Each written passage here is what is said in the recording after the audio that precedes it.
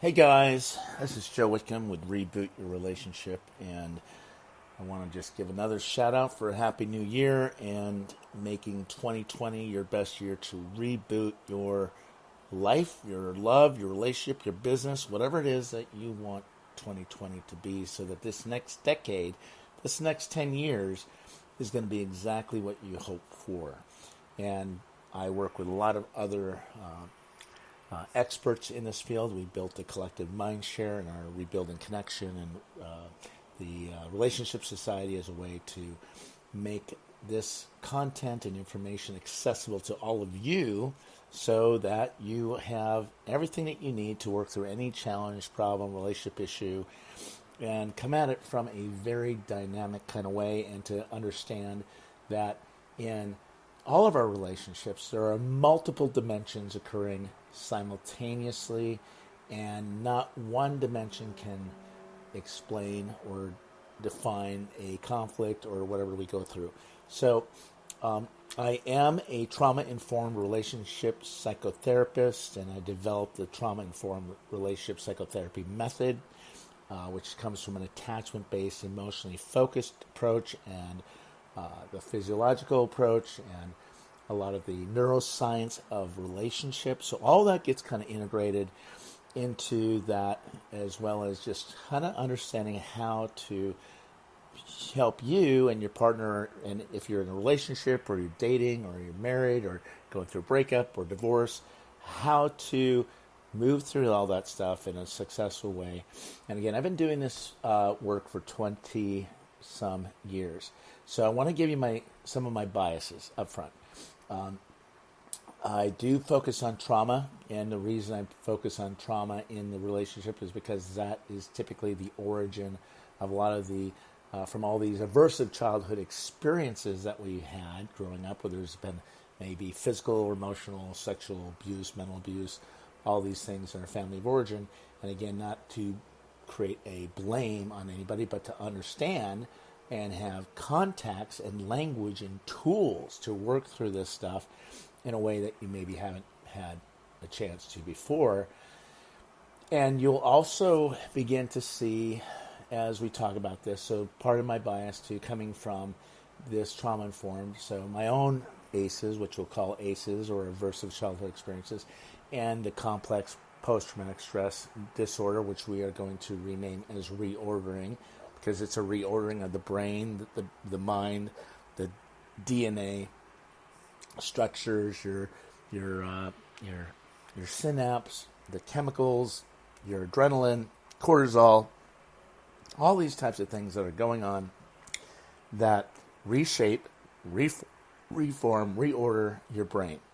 And that's going to be a really super important thing to think about as we get into this, and how this is all impacting you, your partner, and how you get into these stances and dances and all these different impasses that keep us stuck, and we continue in this frustration, and we're trying to find clarity for this confusion that we have in relationships. So I want to take a 30,000 feet step back and look at what's occurring, so that we can understand how these attachment injuries impact us, and the resolution of that. So let's take off. Now, I have a very, very ambitious goal for 2020 for all of you. And my intention and hope is to create content and put that and make that accessible to all of you. So I'm making a commitment to doing 220 of these in 2020, so that you have the information and you can choose and decide how you can best get the helpful help that you need. Now, not all help's helpful, right? I specialize in trauma and relationships, and I work with the military. I work with first responders, veterans. I'm a veteran myself. I spent time in the military for 12 years, served in the Philippines in the first Gulf War. As a pararescue, I served all of the Army, the Air Force, the Marines, and the Navy, and that has been, kind of my work, and I also bring that work home with me. So this is the passion that I have, and also working with couples, families, and blending families as one of those things. If you're a step family, We all have these unique challenges that go on within and between, and these structures and these dynamics that can be hard. So I'm here to help you navigate and work through that, and I've done the work for you, right? So again, I do have, from my past, I have PTSD, and I've had complex trauma, and I've worked through all that in the last 30 years. But I'll tell you, going through that alone can be very, very challenging. It's like climbing a mountain with no oxygen. And so you have to have your tribe. You got to have that sense of connection, love, a sense of belonging, a sense of someone that's going to have your back no matter what. So we're going to dive in, and we're going to talk about mutual injury today. And we're going to talk about how we get stuck in these mutual injury dynamics, kind of the hurt for hurt, pain for pain. The more and more that the more you feel, hurt, the more you want to hurt the other person, and the more you pursue, the more they withdraw, the more that you escalate. It just keeps escalating into this vicious cycle. And we all have encountered that moment of impasse, this gridlock, as a couple or in relationships. And in our own relationships here, we need to figure out how to understand when each partner feels like the injured party, right? That wounding. And by the way, please forgive me. I've been in this, I've had this, what everybody else has been having this season, this cold and allergy. And it has been really hard to get through, but I'm standing strong and working through all this. So please forgive me if I cough or anything. But I want to get this out for 2020 and keep to my commitment and my integrity to you that I'm going to make this happen for 2020. So you have that. And also this information is going to give you a little bit of an insight, some perspectives, shared context, language, tools, resources to know, one, how I work with you and your partner, how I work with everybody. And we do have one-on-one couple work that we do. It can be in person, or it can be via video, or it can be like Skype or whatever, telephone. We want to put this back in your hands, and so that you can take charge of your love and work through this stuff through 2020 and through the next decade. But I would highly recommend you go back through all this other stuff, because these are things that we do in one-on-one. We do I do a half-day live experience on reboot your relationship and rewiring your relationship DNA. Some other things to rebuild your connection. I also have 1 day, 2 day, 3 day, 4 day, and these can be done in groups, and they can also be completed, one-on-one. And I take couples out, and I put them in a yacht, or put them in a 5-star hotel.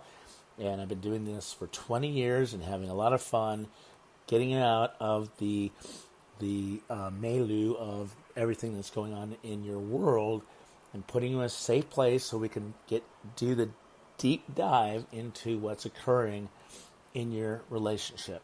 So I have 5, just so you know, I have 5 degrees, and my dissertation, my doctorate was in, Traumainformed relationship psychotherapy method. And so this is my work, my body of work, and I'm hoping that this will land for you, and because there is a difference between going to, let's say, if you got heart problems and you need a cardiologist, and you need surgery, you go to a cardiologist, a cardiosurgeon.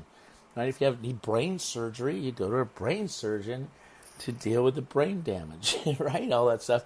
So you don't go to a foot doctor to deal with, the heart and the brain, right? So this is my specialty, and this is what I work with and I'm passionate about. All right? So let's get into this kind of dance that we all get into at times. Because when one person gets injured in the party, right, let's say that the other is kind of perceived as dangerous. Danger. And neither party wants to or feels able to move or to make the reparative move, right? So it's kind of like the good, the bad, the ugly. The good, you guys have good times, right? That's when the honeymoon stage, everything's going great, everything's moving, you're connecting, you're loving, you're spontaneous, there's love, there's connection, there's belonging, there's significance, all this stuff, you're growing. and you just feel so alive. I mean, that's a great space to be, right? You know that time, right? You had all that stuff. But then something happens. Something happens. Something happens. And then the other person, you begin to experience the other person or perceive the other person as being dangerous. And neither party wants to or feels able to make that reparative move. So instead of going from the bad, which we have, right? Bad days. I have bad days. I have my issues. I have my hurts, my habits, my hang-ups. Just like all of you, we have our bad days, right? But those bad days can go into good days, right? As long as you know how to do the restoration, repair. But when the bad stays bad and it goes to ugly, and there is no reparation back to good, there's no restoration or reconciliation. You get kind of in this. So you're kind of like witnessing the struggle that ensues, and it feels like watching a race to the bottom. And it feels like pain. And you get in these pain cycles, these fear cycles, these dances, and frustration, fatigue, failure. So these moments kind of remind me of this idea of a pothole theory of marriage. It's kind of like you got the good, right? The sun's shining, there's a soft breeze in the air, life is good, you're in love. You and your partner walk down this winding road, and then suddenly this big pothole appears, but you can't stop. So you and your partner descend into this large, dirty hole. How did it happen? What's going on? Does it matter? The only important task here is to help each other out as fast as possible so you can resume your enjoyment of a gorgeous day together, getting back to good. Because that is the outcome here when you work with me. And a lot of you have been circling around that winding road, and you keep coming up to that pothole, and you keep falling in. And you think, well, we'll walk around it. You fall in. Well, maybe you need a different path, a different practice, another way, another vehicle, another way to get around, to not keep going down that path in the first place. But a lot of times, because we have all these unconscious attachment wounds and triggers and attachment stuff that comes up, these imprints, okay? But here's the thing. If only life and relationship were so easy, they're not. They're not. Life is complicated. Relationships are complicated. They're not simple.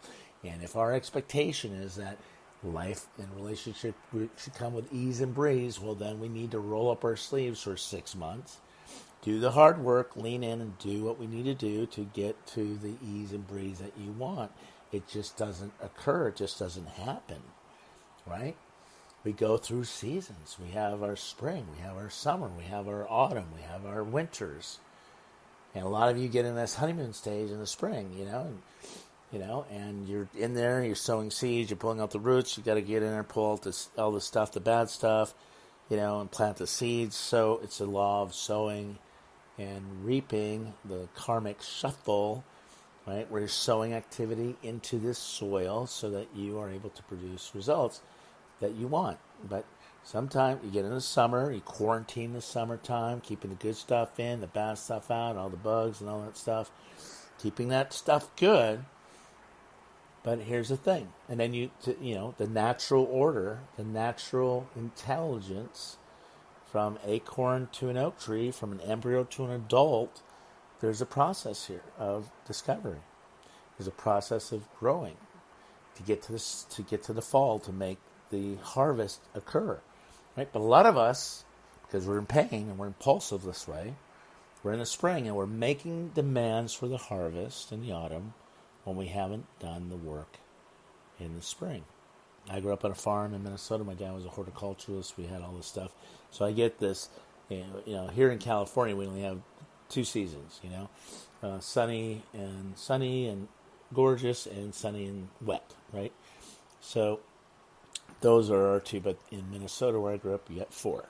So here's the thing, all right? Couples get locked in the grip of this mutual recrimination, and these are, and it's dysregulated. And And then we feel like this urgent need to be vindicated. Like I have to, it's hurt for hurt, injury for injury, pain for pain, the more and more. And we understand in this painful experience kind of gets us caught up. So what does the trauma-informed relationship psychotherapy method model offer you in these difficult moments? Well, let's get into that. Okay, so the first thing is we got to understand the origins here of our attachment stuff, because we're born into this asymmetrical attachment, right? So trauma-informed relationship psychotherapy method, and because we expect and we support the partners to accept kind of this sine qua non of a solid, mutual, satisfying relationship, and it's making the well-being and happiness of our partner as an overarching goal and a moment-to-moment practice, right? So the path and practice here. And the evocative power of this term in each other's care speaks to an eternal wish, kind of like a wish merger. They have something and everything I want and need, and I wish for that, and that resides in most of us where we're trying to get the wish and this wish merger because they have everything I want and need. And when they don't have it or they don't meet it, something happens. So in each other's care here is the goal and the central tenet of the trauma-informed relationship psychotherapy method model.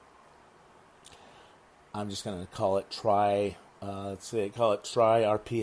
right? Tri-RPM is that secure functioning, right?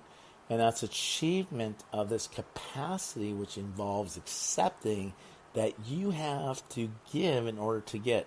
It's the give to give and give. It's that bi-directional flow of love, right? As we know, there's a Bible verse that says love is freely given and freely received. It's bi-directional energy going back and forth to meet each other's needs. So the two tenets of this Tri-RPM method here, the model, is one is on attachment theory. So you'll be well informed about attachment theory and how these imprints and arousal regulation. So we're going to speak both to the underlying assumptions here that I work from and challenges of the model in marriage. So we got to talk a little bit about our relationships, whatever, because the biologically based motivational attachment system that we're going to get into between a dependent child and a caregiver is asymmetrical. What does that mean? It is a one up, one down dynamic. One up, one down. What does a one up, one down dynamic look like? Okay, so in reality, real world, so a teacher-student, that would be one up, one down. Okay, parent-child, sinner-saint, top dog, bottom dog, lover-beloved, the idea of the, let's say, the rescuer victim, the perpetrator victim. All these are a asymmetrical relationship because there's always going to be one person, one up and one down. And you hear that in relationships all the time. I hear that from wives come in and talk, and they disempower their husband and saying they have 3 children, 2 and their husband, so that's kind of a one up, one down dynamic. And that's not going to work because we're created to be equal, in these marriages. But how we might be viewing that is really important. So the biologically based motivational attachment system here between the dependent child and a caregiver is asymmetrical. So in the presence, let's say, of an external threat or internal discomfort, that your child or dependent child seeks the attachment figure in whom the reciprocal biological based motivational system is activated, the caregiver, right? So the caregiver and the child. So either the child learns, right, it's either the wounded child, and so an adult relationship can look like you're being a caretaker for the wounded child that never got that love or connection, belonging, or sense of care, or But what we desire in our adult relationships, right, Mary, is that we're going to be playmates for each other's healthy child. But the caretaker part of that, the one up, one down, that you'll learn in my seminars and podcasts and coming to therapy with me, is this reciprocal system is organized to provide protection, comfort, and soothing to a child in need of care, right? All that's being contributed into our 6 core human needs, right? So our need for certainty, safety, comfort, protection, right? That's a core need. Our need for, uncertainty, mystery, variety, fun, play. Our need for love, connection, belonging, or significance. And that sense of significance, or being that sense of worthiness and being respected, that's a high value. Also, our need for contribution, giving and receiving of these things, and then growing as well. The growth, the emotional, relational, spiritual growth within and between, that space between that you hear me say, is that we're all contributing to that space between, so that we're able to regulate some of those things and begin to understand how to do that. But here's the thing. Our early attachment strategies, as well as the characteristic ways of managing arousal, are highly activated in romantic relationships more powerfully than any other adult relationships. Why is that? Well, for instance, let's say you go to work. You don't have to go home with them. You can leave. You can quit the job. There's no commitment. There's no devotion. There's no sense of protection that you need. But you go home, you got to make love to that person. You get, that your woman's, opening herself up to you, right, to penetrate. That takes a sense of vulnerability on her side, to open up if she's shut down and you're trying to get in there and make love, and you're doing that, and her nervous system, her regulatory system is shut down, and she's not feeling safe or connected or loved. That's going to make it really hard for you to do that. Or you don't pay bills together, raise children together. You don't have to talk about the hard stuff.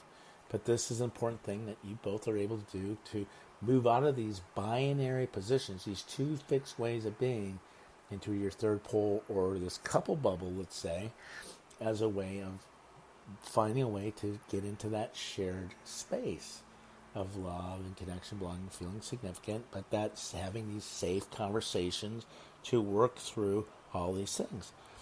Because it's different from the child-parent, paradigmatic, asymmetrical attachment relationship. Because partners in a committed relationship are often both seeking and feeling in need of care from the other at the same time. So it's this mutual care.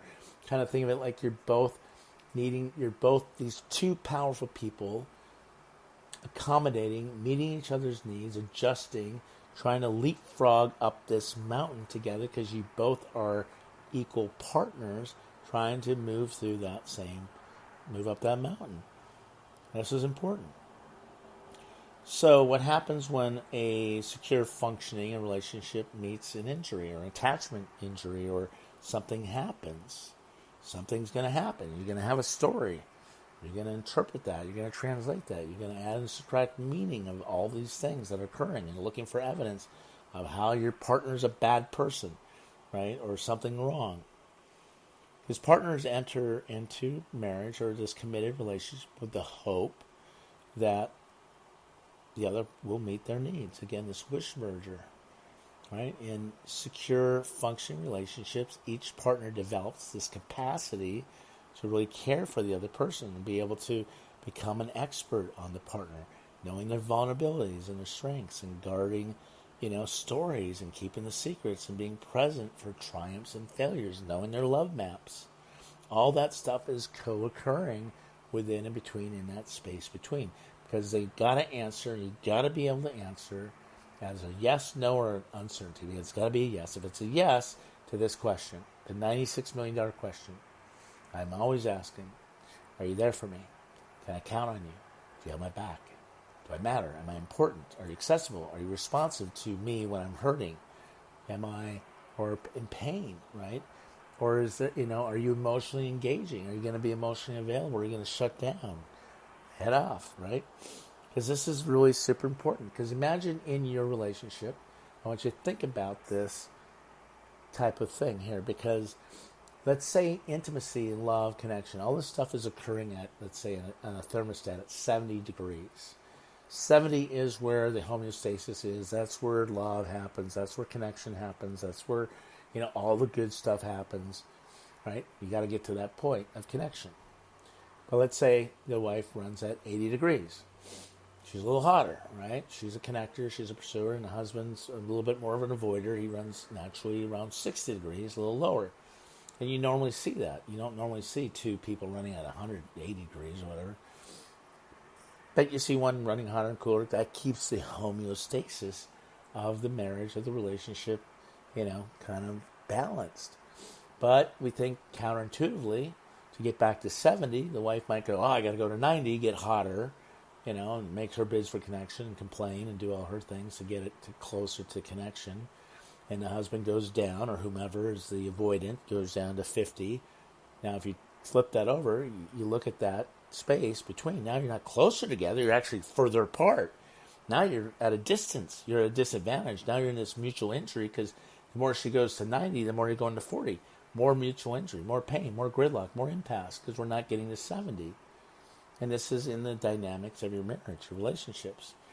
And so the task here with me when you come in is, how do we reach and get to 70 degrees? How do I, come up and meet my wife at the 70? And how can my wife learn to come down and meet him at 70 in this dance, so we can stop the mutual injury? And this is where I want to say is that this is where each improves at managing the partner's state, reading the moods, knowing how to engage, to comfort, to play, to seduce, and share. And that comfort and safety that results from being empathically seen and sensitively responded to and engaged, joined, and supportive moves you couples towards more of the secure base, the secure functioning, back into your couple bubble, let's say. However, there are instances of mutual injury, right? Attachment needs are activated, and then each partner is yearning for the other to comfort or soothe or repair. And then couples, what we want to do, we buy into the idea that their partner is in their care, but maintaining that stance is especially daunting when the interactions in the dance are mutually injurious, right? So we might say, you're looking to me for repair, but you're dangerous to me. You've hurt me, and I need protection from you and soothing. And that doesn't feel good, right? Because then we're stuck again, because now we can't get to that. So when in conflict, each partner feels the other should respond to their wishes.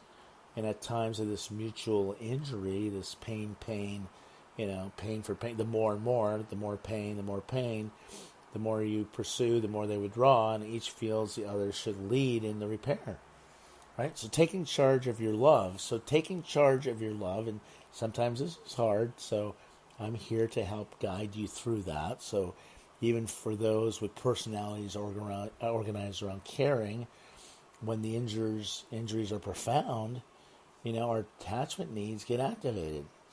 And we look to the other for care, right? Kind of like that little kid in the corner, just standing there waiting for mom and dad to come over and give him care.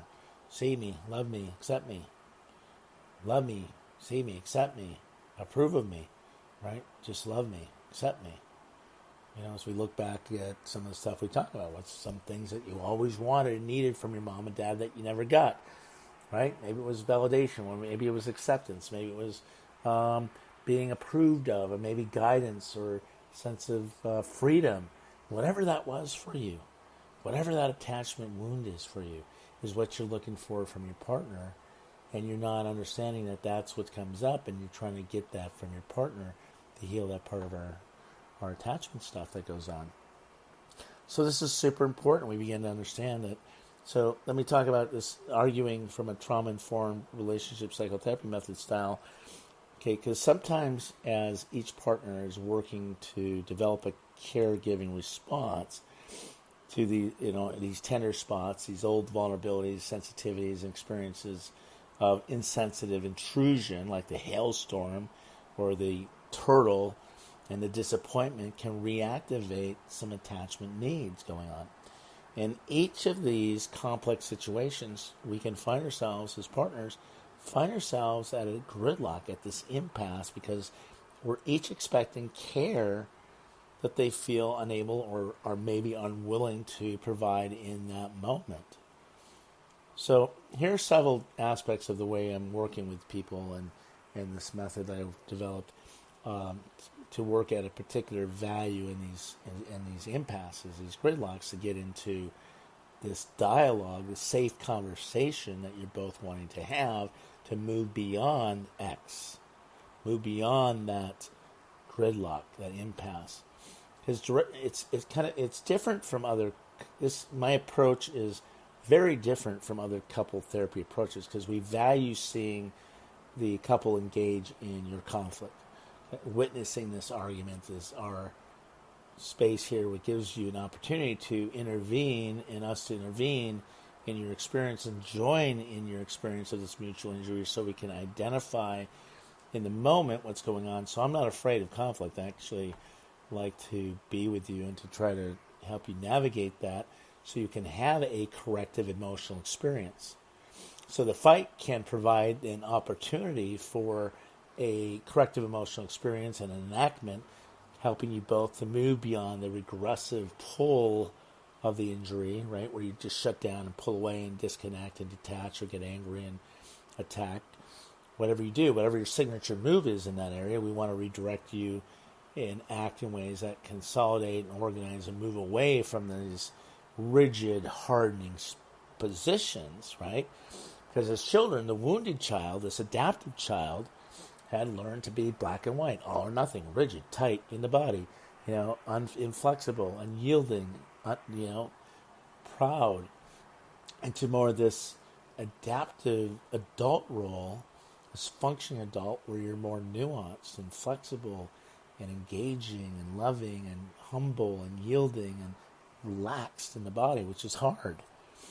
It's really hard to get there. But this is where I hold that space for you to be able to do that. So I know this is hard for you to do right now, I'll say to couples, but I can tell you that over time you practice this, you can use a softened voice or soften the startup, or instead of the harsh startup, soften that. You'll let her know you regret hurting her. Or you tell her or him that you know what you want right now, where you're able to be, instead of being reactive, you're able to ask for your needs, and you do that in like no more than 10 words, which is hard for me to do because I talk a lot. But as we direct these postures and behaviors of connection and care, we're able to kind of stay connected through the conflict to the caregiving system. And this movement becomes an antidote to this kind of cesspool or whirlpool of who is more deserving of an apology and repair. And that's where I work. Because some of you are really good at the apology, right? Saying, I'm sorry, making the resolution. Right? You find this a lot of times where one person's really good at the apology, the resolution, saying, I'm sorry, without the repair, right? And other people are really good at the repair and never say they're sorry. That becomes another gridlock. And I want to help you learn to be able to do both, the apology and saying I'm sorry, and to make the resolution and to restore that back to good, and to make the repair. Because you have to have both going at the same time. You can't just say, go repair it and not make the amends, or say I'm sorry, because that opens the heart back up. Or if you're saying sorry without the repair, we've got a different problem there. So we want to be able to do both and, right? And that's something we work through in the therapy. So the other thing that we want to work through is the story, the narrative of the two-person psychology. It's not just one. A lot of people, if you go to an individual therapy, they don't put both people in the lens and the picture, because it's hard to see the picture when you're in the frame. So this mutuality and the mutual care, providing both this underpinning for couples, we want to shift the other state and backdrop for confronting down this kind of middle path, right? The third pole, the couple bubble, because you're both falling down on this job, and you're choosing to wait and instead of taking charge of your love and the care for your partner. Either one of you can change this right now if you choose. The power of one. It only takes one person to change the rhythm of the dance. So you're both, at that moment, abandoning the process, abdicating your personal responsibility to care for your partner in that distress. So I let people know, I know each of you are hurting, but so is your partner, right? What can you do now to relieve the pain of this moment? What can you do to take 100% responsibility for your 50%? And a lot of us, we either do two things. If you're kind of a codependent type, you take 100% responsibility for 100% of the relationship, and you don't, and you're abdicating, and it's learning that I'm responsible for every thought, word, action, consequences, outcome, choices, whatever. I'm responsible for my 100% of my 50%. And your other partner is 100% responsible for your 50%. No matter what it is, you got to find that 50% and take responsibility for it and take charge of how you can make the amends. And you need the same thing at the same time. And that's where it gets to be a gridlock in this, this pain cycle. So if you move first, you won't your fear might be you're not going to get cared for, or you won't get cared for first, and you're always the one first initiating, right? So if you wait, you leave your partner in this distress. So you both have to go, I go first, right? How will you get out of this dilemma, this need-fear dilemma? My need for connection, my fear of disconnection, my need to feel like I'm connected there in a certain way. Something happens, but it's this need-fear dilemma that we're avoiding. Because of our fear, I'm going to avoid, I'm going to postpone, I'm going to withhold love until they do their part. So you're choosing to wait in this kind of passivity, or this passively, or it kind of escalates rather than ask for what you want, and to, rather than put your partner first. And I don't think this is in the interest of either of you, right? This is really important. And then we get into this idea of this cross interventions, where from this trauma-informed relationship psychotherapy approach, you get into this cross-commenting, cross-interpreting, cross-questioning, and these interventions. We want to be able to facilitate movement and create these corrective emotional experiences so that you can build empathy. Because injury becomes less personal in those moments when you, let's say, understand, your wife's or your husband's history with their father. That gives you compassion, empathy. What might she be experiencing right now?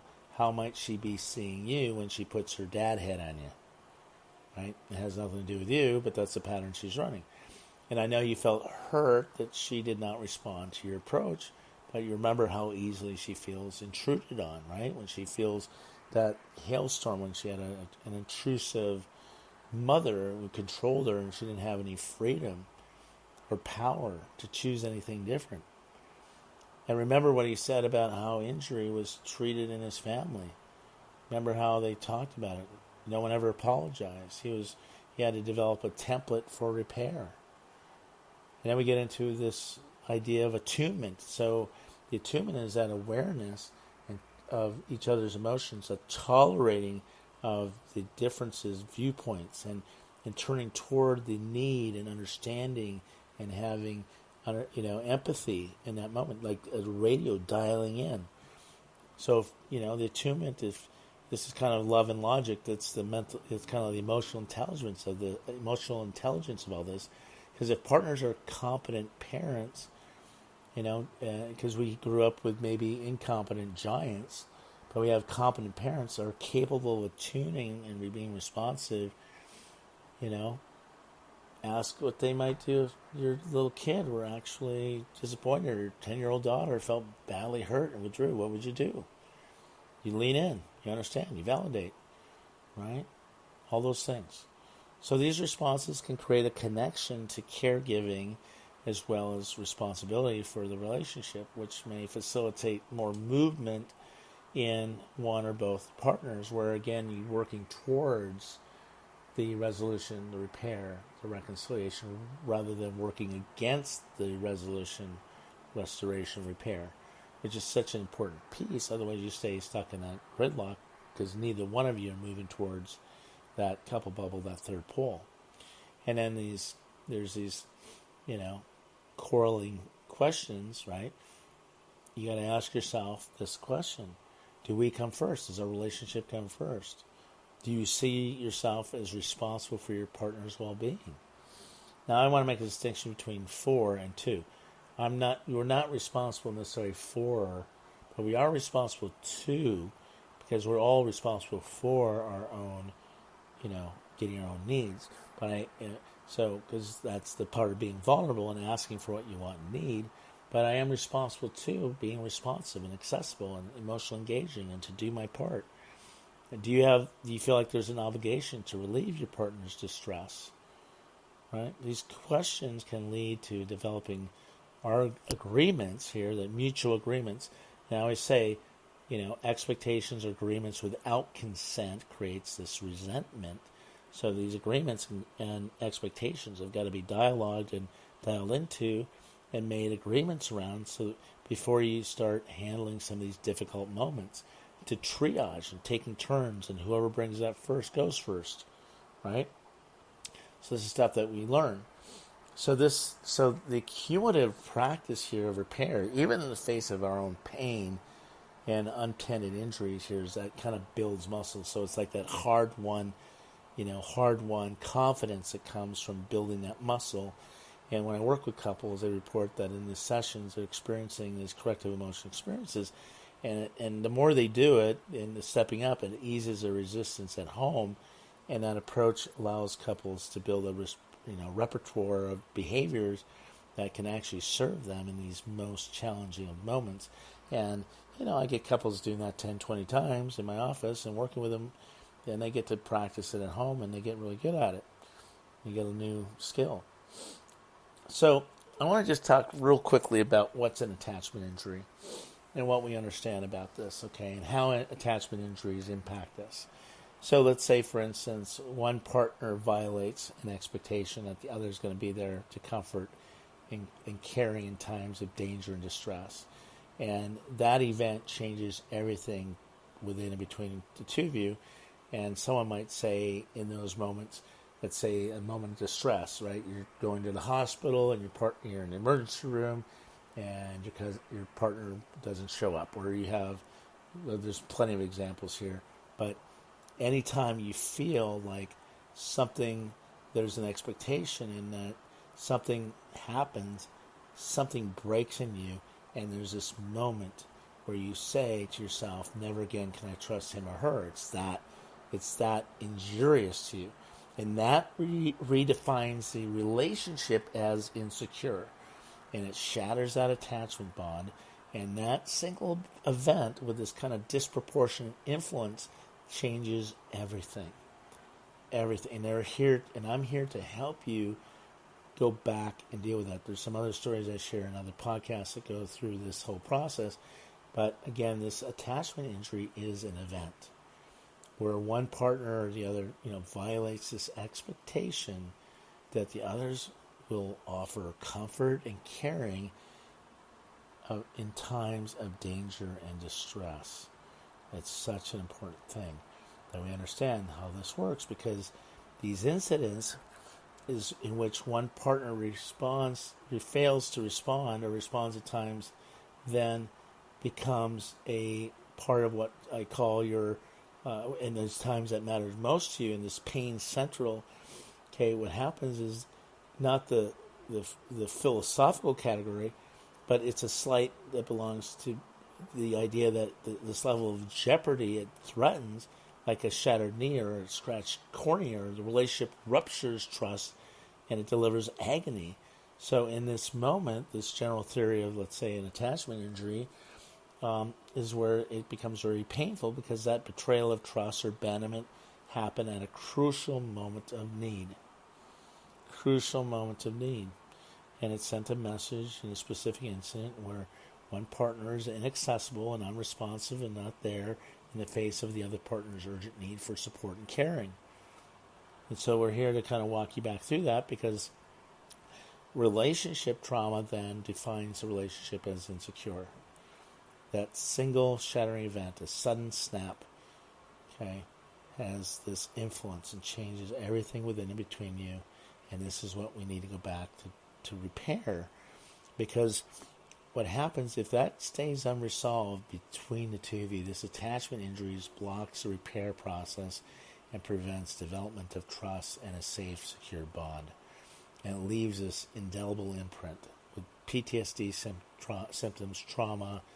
And the only way out of, let's say, this attachment injury is to really get in and kind of help you both work through that and focus on how to work through and acknowledge what had occurred in a safe place, so that it doesn't keep causing this mutual injury within and between the two of you. Okay? So here I am. This is a process. I generally work 12 to 24 hours, or 12 to 24 sessions. I do 90 minutes. We do online. We do video. We do all these things for you guys to make this accessible to you no matter where you are in the country. If you're in California, I'm licensed, psychotherapist here. If you're outside of California, we do coaching, right? So it's a little different approach, different style, a different way of doing it, but it's all going to be focusing on helping you in your relationship thrive, not just survive and exist, but to thrive and to break through these upper limit barriers and to reboot your relationship in 2020. Call me, 310-560-0726 if you think any of these things can help you get back to the good, right, in your relationships. So I would love to work with you and hope this has been a helpful podcast for you. And let's make 2020 your best year for life, love, and relationships. Have a good one. Bye-bye.